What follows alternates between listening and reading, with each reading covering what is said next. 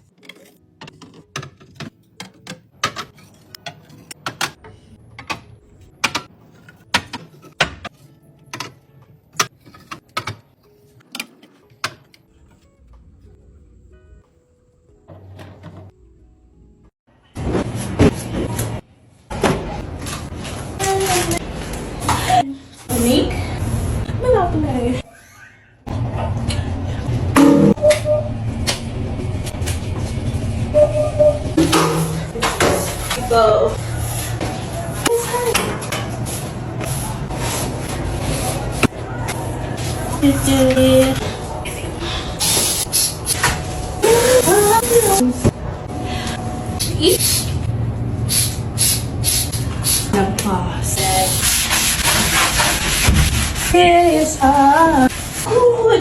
Down, my petite. I'm a throw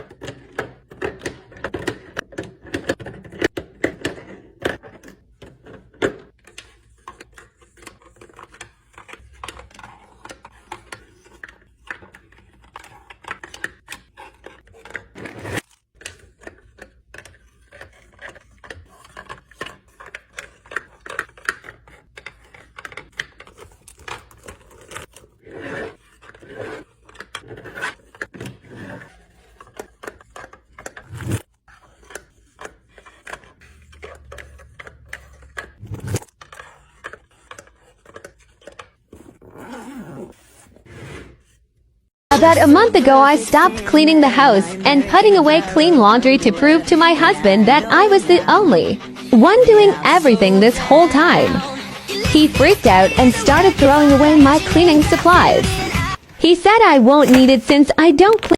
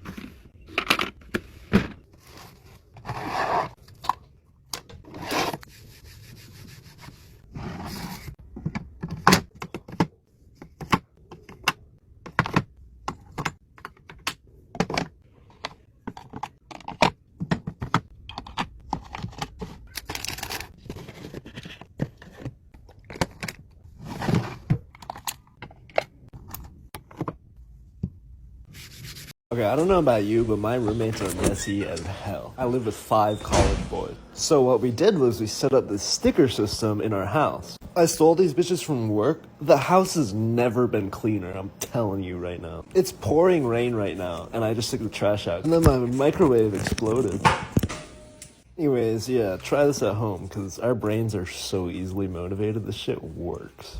I'm a professional organizer, and today I'm organizing this playroom for 4 homeschooled kids. In a room this cluttered, the first thing to do is clear the space. So I'm picking up as much as I can off the floor and sorting items into temporary categories. I'm placing toys in one section, crafts in another, and learning materials near mom's desk, which will be organized at another time. I'm moving the craft table to the corner and setting crafting supplies there. Because there are so many stuffed animals taking up space here, we decided it would be best if those were moved to the kids' bedrooms. These gray bins will be used for sorting toys, but we will be purchasing different bins for permanent storage. And these larger storage units are just not the most functional, so we're replacing them with another storage system. And here we are on day 2. Mom did a great job purging some toys and building the new cabinets, so now it's time to finalize our placements.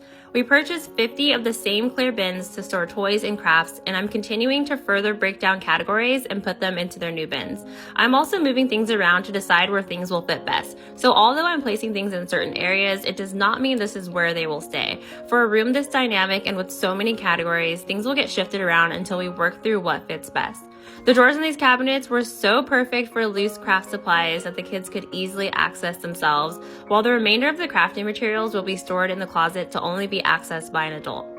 These taller cabinets are being moved to behind mom's desk to store her learning and teaching materials and are being replaced by some cube storage. Our primary goal is to organize the kids' toys and crafts, so mom will be saving her desk organization for another time. Before I put everything away, I am applying new labels. In the first cube storage, I am leaving the top half open for larger toys and placing toys in bins on the bottom half. The second cube storage is for crafts and Legos.